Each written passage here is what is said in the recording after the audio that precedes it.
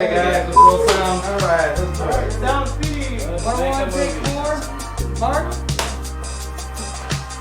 Action.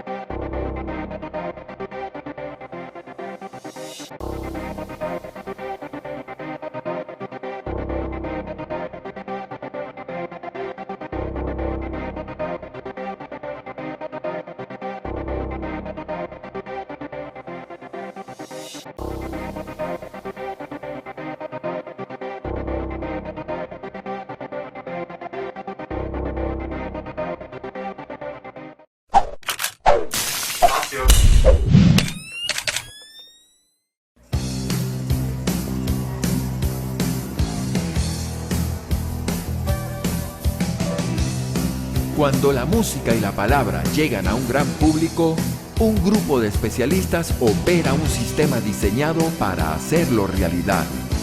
Esto es el Refuerzo Sonoro, y esta es su historia en Venezuela, contada por sus protagonistas.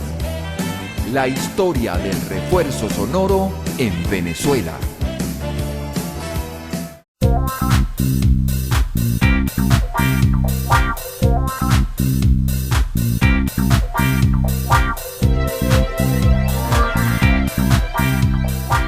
En la década de los 70, aumenta la demanda de sistemas de refuerzo sonoro tanto para eventos musicales como de palabra, lo que estimula la aparición de nuevas compañías que comienzan a prestar este servicio, así como de jóvenes entusiastas que se interesan en incursionar en el mundo del sonido profesional. Continúan llegando al país nuevas marcas de sistemas y de componentes, así como de equipos cada vez más especializados que amplían las posibilidades sonoras que pueden lograrse para una presentación artística, y surge la comprensión del aprovechamiento de estas posibilidades por parte de los músicos. Se produce la visita de los grandes artistas internacionales del momento, que llegan profusamente ofreciendo grandes shows, así como también más presentaciones de los artistas nacionales en eventos que continúan afianzando la actividad del refuerzo sonoro en esos años. Como en el 73 o 74, las primeras consolitas que nosotros traímos fue una consola de transistores que eran una Zoom de 8 canales, con ecualización por canal, radiometer por canal y tal, y era estéreo y no sé qué.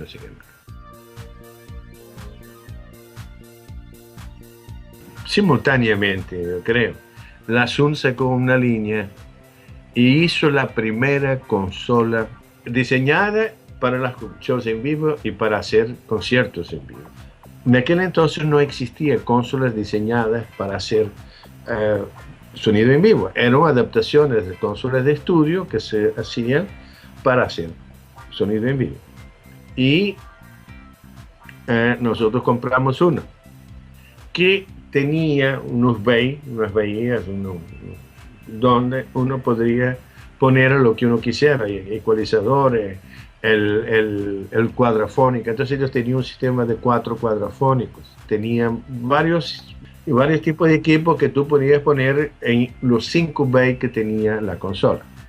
Estoy hablando de la Zoom grande que se llamaba Magna 5000, que fue una innovación que tuvimos de los conciertos cuadrafónicos que hacíamos con Vita Brenner. Ahí ya estábamos empezando con amplificadores de transistores. Para Vita Brenner ya usamos amplificadores Magna, que eran amplificadores de rack. También en ese mismo concepto, con Vita Brenner también nosotros desarrollamos sistemas con crossover electrónico, pues esos sistemas biamplificados, triamplificados y todo eso. Porque ese crossover se compraba y se ponía en la consola en los mismos módulos eso. Entonces tú tenías ahí los crossovers electrónicos estéreos y las frecuencias y todo. Entonces era todo lo tenías como una consola casi digital. Yo tenía todo metido ahí. Entonces, después fue que vino la época en que compramos la Midas. Quiere decir que estamos hablando de todo esto que es antes del 75. Teníamos dos amplificadores Zoom y unos amplificadores Alter Lansing de tubos, de válvulas, de los viejos. Y teníamos otros más modernos, teníamos Pivi, Zoom. ¿Y en consola? En consola tenemos Zoom. Y además yo quiero ser músico, yo quiero aprender de música. Y empecé a contactar a un muchacho ahí que quería aprender. Después compré una batería pequeña y empezamos a fundar ahí la bandita. Fui a Caracas y compré un par de conectas, me acuerdo en esa época, Selvin Vega. Ok, ¿de eso tenía cuántas? Esa tenía 4, yo tuve 4 de esas. Y compré una consolita Yamaha con un poder CS800, que me acuerdo que lo compré en Sabana Grande, en un centro comercial que estaba en Sabana Grande, se llamaba el señor Bussi, como se llamaba allí, no me acuerdo bien. Una consola creo que eran de 12 canales, 8 canales, una Tascam. Y esa era lo mejor que por eso nosotros tenemos. Yo tengo ahí todavía una M10. Entonces nosotros compramos 9 amplificadores BA5000, Sansui. Nosotros traemos un bote de cornetas allá, 15, que eran unas cajas así grandes.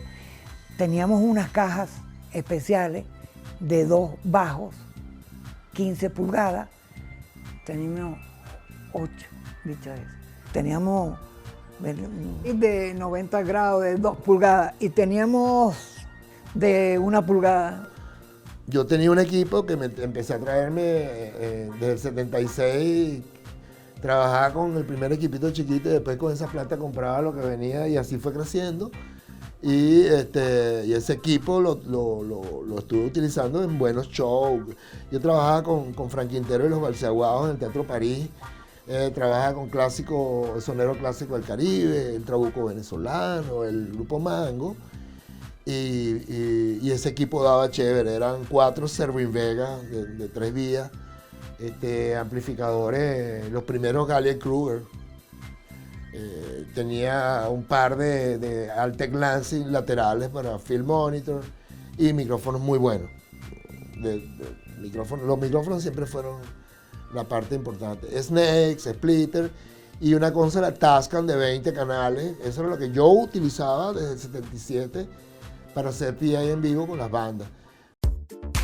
A pesar del avance de los sistemas de sonido, persiste con fuerza durante toda la década la popularidad de las columnas de voces como el equipo portátil ideal para quienes incursionan en la actividad del sonido profesional, por su fácil acceso y manejo, así como por sus innegables prestaciones sonoras. En el año 76, 77 aproximadamente, yo empecé con equipo bueno, plantas Shure, que eran muy buenos para la época. Aquí a Venezuela llegaron unos teatros móviles que trajeron de los Estados Unidos. Esos teatros traían un equipo vocal Studio Master de Shure. Entonces nos pusimos a operar ese equipo, pues nos tocó operarlo porque varias veces, coño, ¿dónde está el técnico de sonido? Bueno, yo soy el técnico, Alirio. O sea, con lo poco que sabíamos que habíamos aprendido del teatro, pues aquella consola de 6 canales Shure, Studio Master, nos parecía un monstruo. Oye, qué impresión, esto sí tiene botón y tiene botón, entonces suena bonito. Y por ahí empezamos, operando esos equipos. Para el año 1977, 78, mi hermano ya tenía pues bastante conocimientos del audio. Estábamos con la curiosidad de implementar pues algo de audio. En ese entonces llama a mi hermano unas monjitas para que le hiciera un audio para una de las gaitas. Nosotros, pues por suerte, teníamos acá 2 columnas Shure de la época con una plantita que venía junto con las 2 columnas y escaso 5 o 6 micrófonos. Eso eran los primeros equipos que tuvimos nosotros para empezar a incursionar en el mundo del audio.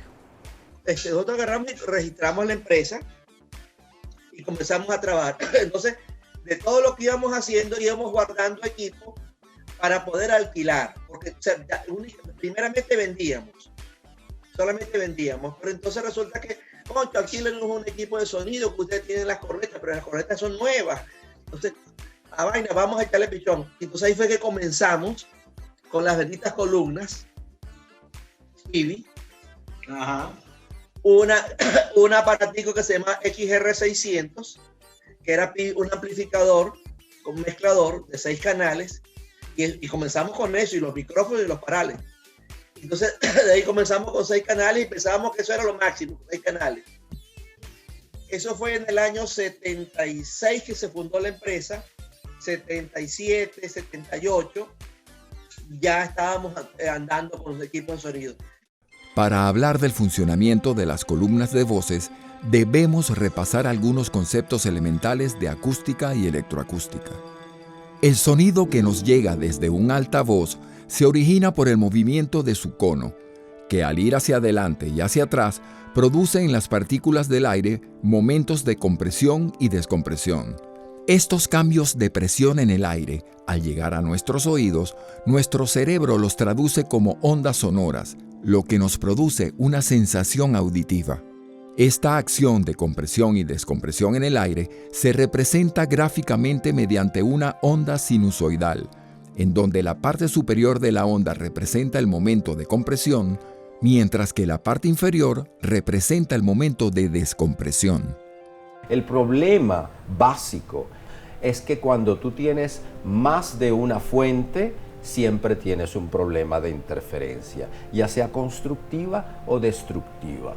Porque cuando tienes más de una fuente, indiscutiblemente que está a distancias diferentes de la persona que esté oyendo. Si tenemos dos ondas sonoras que parten desde la misma distancia a un punto específico, estas ondas se interfieren constructivamente, produciendo en ese punto una onda resultante de mayor intensidad sonora. A diferencia de que si estas ondas se suceden desde diferentes distancias a un punto específico, estas ondas se interfieren destructivamente, produciendo en ese punto una onda resultante de menor intensidad sonora. Este fenómeno de interferencias es aprovechado en la disposición vertical de varios parlantes, puesto que al proyectarse las ondas del conjunto, se van creando zonas de interferencia constructiva y destructiva, las cuales van a demarcar el ángulo de dispersión vertical de la columna de voces. En esa parte, las columnas, a diferencia, trataban de ser un poquito más coherentes, por lo menos en uno de los planos, ¿no? Porque indiscutiblemente que igual tenías una fuente, extendida, aunque muy pegada, o que trataba de asemejarse un poquito a una línea, a lo que era una fuente lineal, ¿no? También tenías algo de control en lo que era la parte de directividad. En la década de los 70 se abre el compás del mercado de los eventos en Venezuela con las presentaciones de agrupaciones nacionales en diversos recintos al público y con la prestación de servicios para las plantas televisoras para eventos políticos, institucionales y corporativos. Esa época, Venezuela fue un país ahí pasaron muchas cosas, sobre todo en esta rama. Empezaron a salir muchos grupos, empezaron a hacerse conocidos muchos artistas. Artistas que ya venían de los 60, pues, pero en los 60 hubo un poquito de movimiento, pero fundamentalmente con gente que salía desde las televisoras. En los años 70 y empezaron a salir los conciertos simultáneamente con él. Quiere decir que estaba el grupo Bacrus, estaba el grupo Cima, ese mismo. Hicimos Cima en Maracay, que los conciertos que se hacían en la campiña.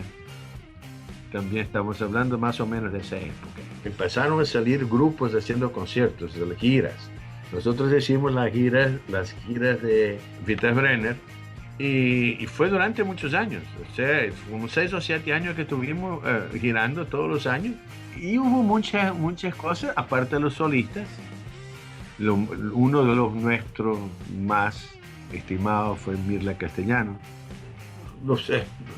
Digamos, los nichos del mercado, o sea, las partes del mercado que hasta cierto punto eran más interesantes, era la televisión, era la política, y nosotros trabajamos con todos los partidos.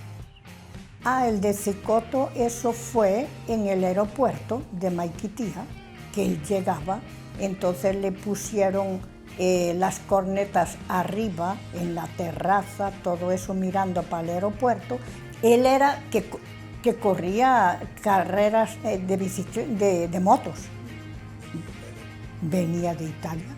Y como ganó, pues entonces lo esperaron allá.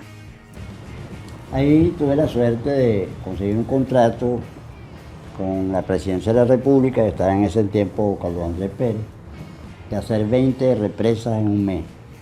Y agarramos ese contrato, eso también nos dio un impulso. Y tuve la suerte de agarrar Radio Caracas Televisión. Venevisión y Radio Caracas siempre tenían su juego comercial. Y acuérdate que Audiorama trabajaba con Venevisión. Oyovenca está cerca de los 70, 72, por ahí. 1970, 72, por ahí creo que comienza la cosa y ya. Entonces comenzamos a trabajar la parte más corporativa, que toda reunión, todo lanzamiento, toda convención, siempre terminaba con una fiesta. Entonces venían los artistas o la banda o el grupo de la orquesta. Y entonces, claro, tuvimos que empezar a pensar en esa parte del sonido profesional. Y ahí es cuando arrancamos entonces, que me acuerdo que compramos Pivi, el fiel Pivi con la serie SP, y arrancamos por supuesto por el famoso CS800 de Pivi. Los músicos profesionales se hacen conscientes no solo de la necesidad de la tecnología del sonido en vivo para la expresión de sus conceptos artísticos y musicales, sino también del mayor aprovechamiento de las posibilidades sonoras que los equipos les ofrecen, lo que redunda en un mayor desarrollo de los sistemas de refuerzo sonoro en el país. Y los equipos de sonido avanzan con las necesidades de nosotros, porque el músico no avanza con el sonido, es al revés. El equipo de sonido avanza por las exigencias nuestras, porque yo tengo unas exigencias y yo se las pido a la tecnología. Ya en el 70 descubro el Festival de Monterrey, que fue en el año 67, anterior a Gusto. Y yo veo que ya ahí era el primer paso, que yo descubro que se inventa o se utiliza la reamplificación para los grupos musicales, apartando que tengan sus propios amplificadores. Y tú los ves que están sonando con equipos Altec Lansing, voz del teatro. Eso es significativo. Eso es altamente significativo porque ya es el primer paso. Y monitores Altec Lansing para ellos. El mismo empresario que tenía Audiorama importaba piezas, amplificadores, etc. Y entonces a partir de ahí, algunos de las bandas, los Holiday entre ellos, que como cantábamos a 4 voces, entonces era necesario tener un equipito de voces. Empezamos a hacer nuestras propias cornetas. En Maracaibo es imposible sacudirse las gaitas. Aunque yo era gaitero, nosotros hicimos una gaita, se llamaba Blanco y Negro, se llamaba esa gaita, y después se disolvió. Y cuando yo dejé de tocar rock and roll, uno de esa banda me dijeron, vamos a tocar gaita otra vez. Bueno, empezamos a tocar, pero vamos a tocar como a mí me gusta, porque yo no soy gaitero. Le metí un micrófono de esos de grabadora pirata al 4 y así se lo metí el amplificador de los Blonder, o sea, de los rock and roll. Metimos bajo y le metimos voces a la gaita. Hasta esa fecha las gaitas tocaban sin sonido en absoluto.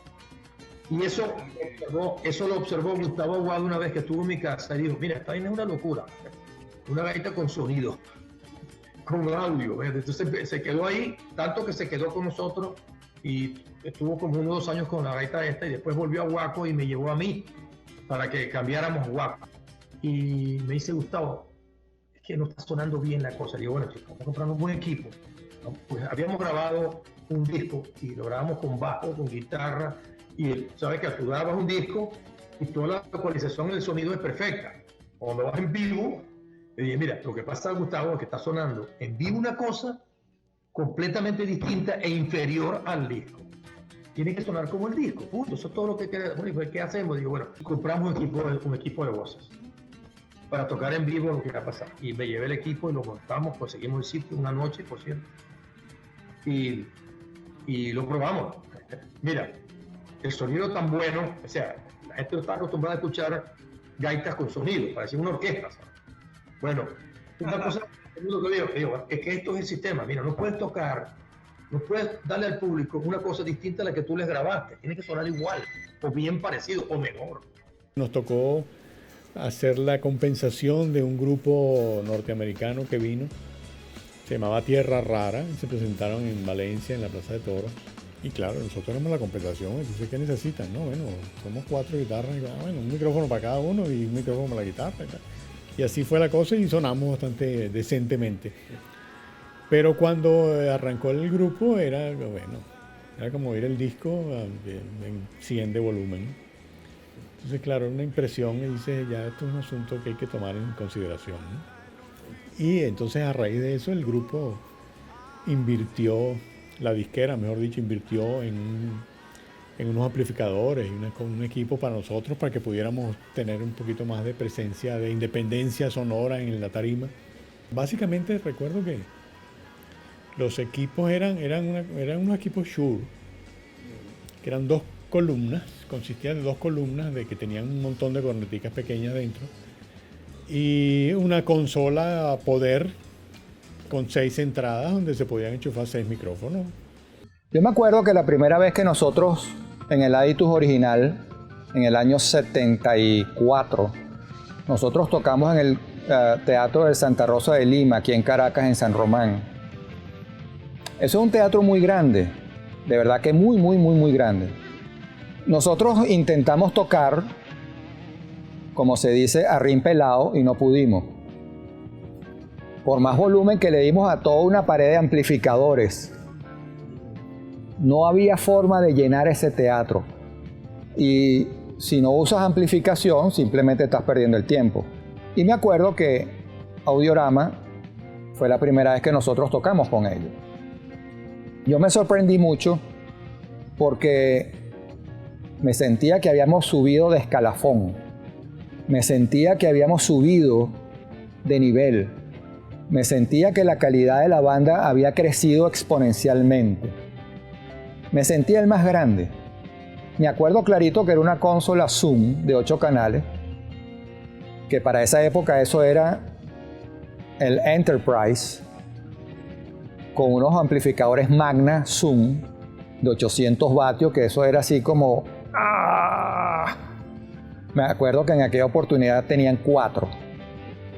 Y las cornetas que utilizaban eran las Electro Voice Eliminator, que en esa época eso era the last one, lo mejor posible. Ahí fue cuando la banda realmente sonó full. Yo no me acuerdo que la banda haya sonado con tal magnitud como en ese momento, porque sonó lo que había que sonar. La Sonofón, que fue Audiorama, tenía la famosa Eliminator de Electro Voice, que eran, bueno, o sea, para lo que había, olvídate de las columnas sonaban muy bien las voces, pero en las columnas tú no podías meter un bajo o un bombo, ¿entiendes? Nosotros reamplificamos la batería, pero discretamente.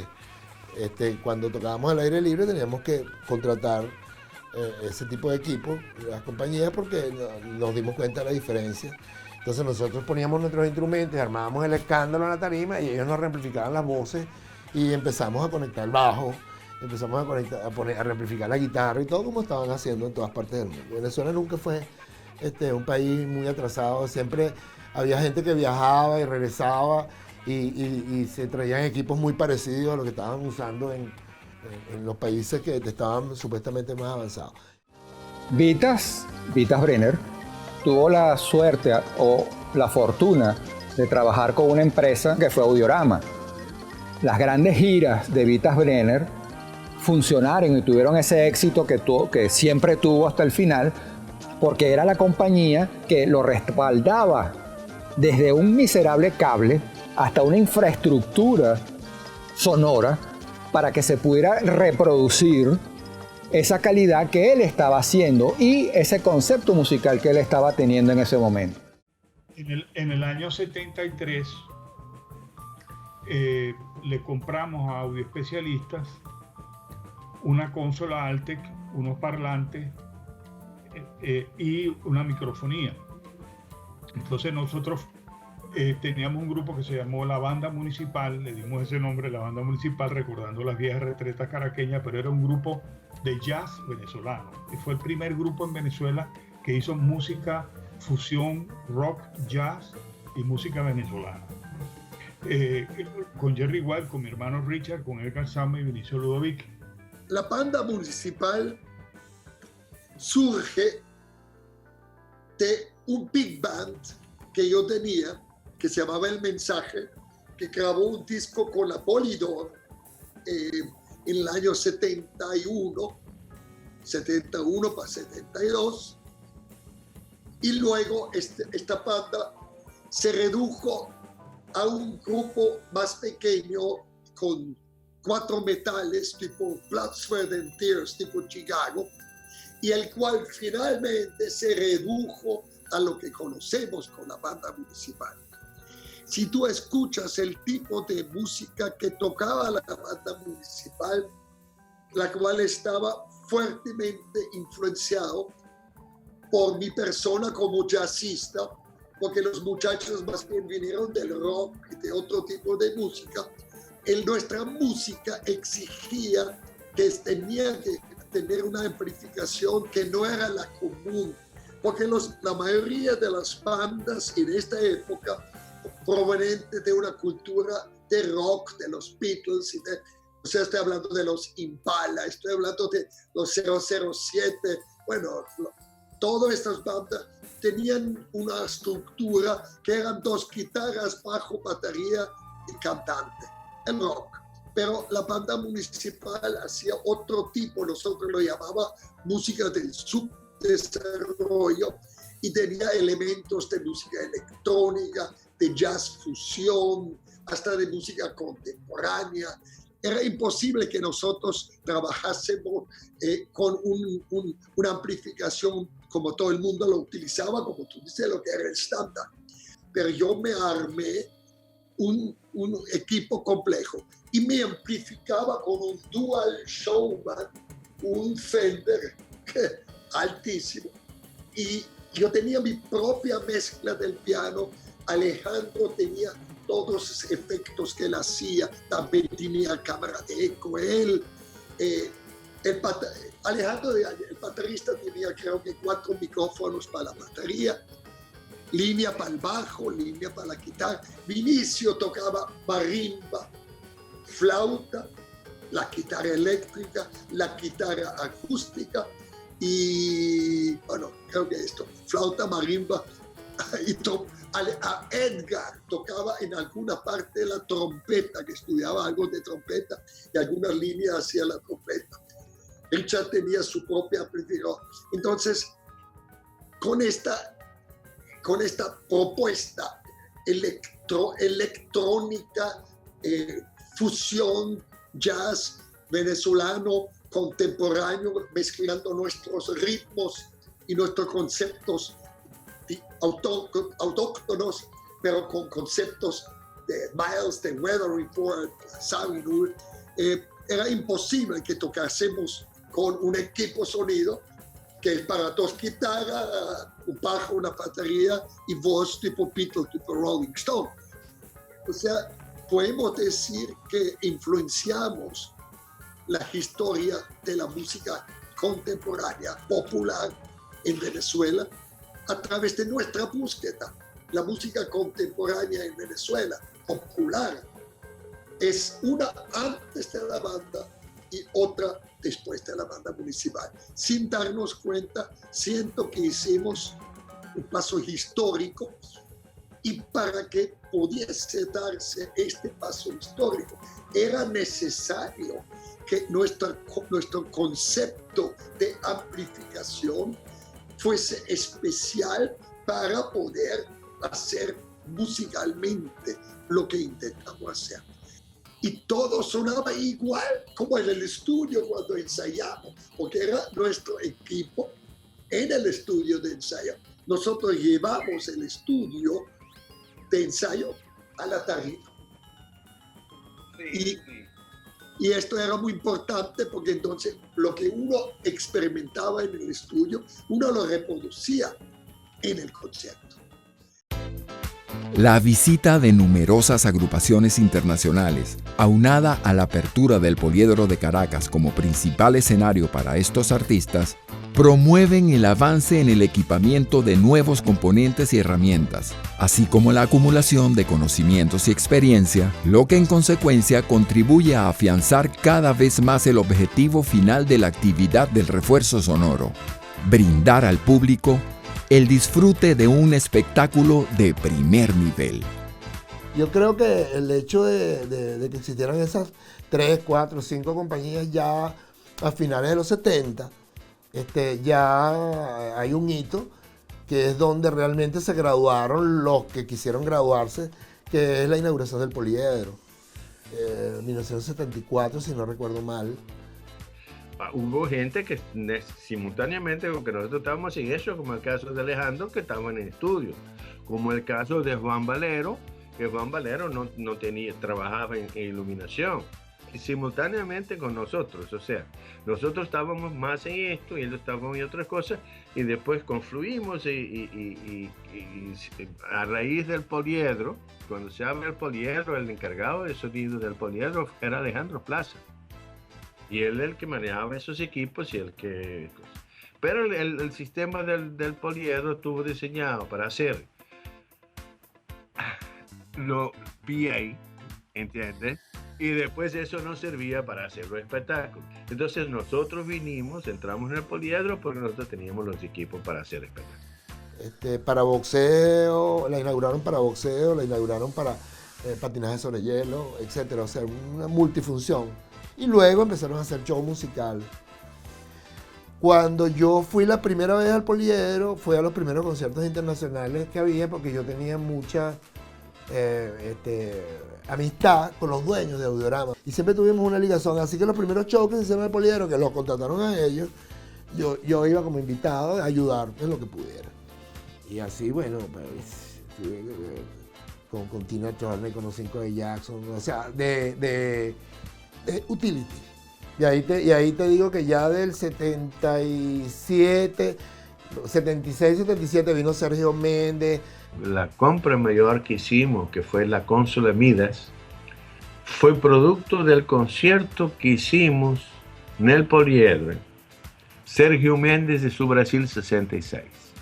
Él llegó para hacer un concierto y hizo 4 Poliedros.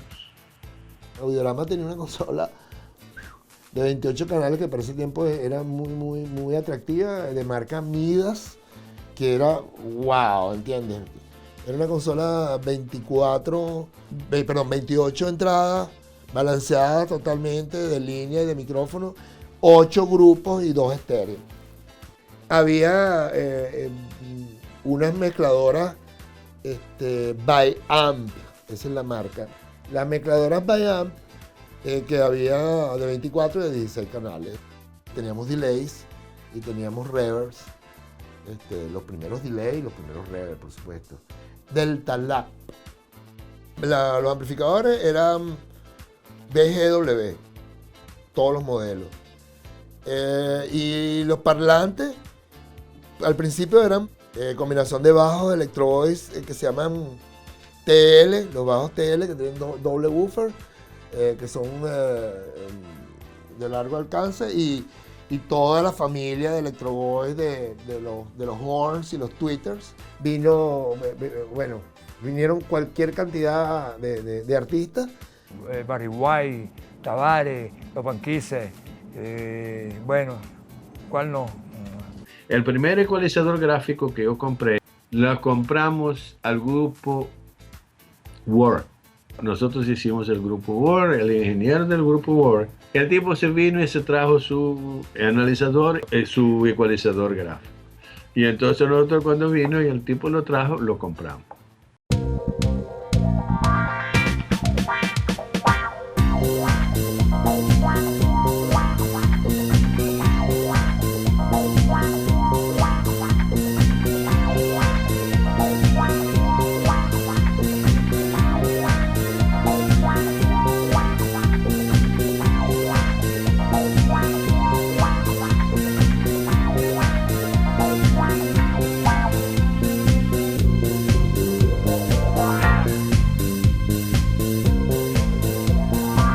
A finales de los años 70 ya es imparable el avance del refuerzo sonoro venezolano, y la llegada de los 80 potenciará aún más la actividad del sonido profesional.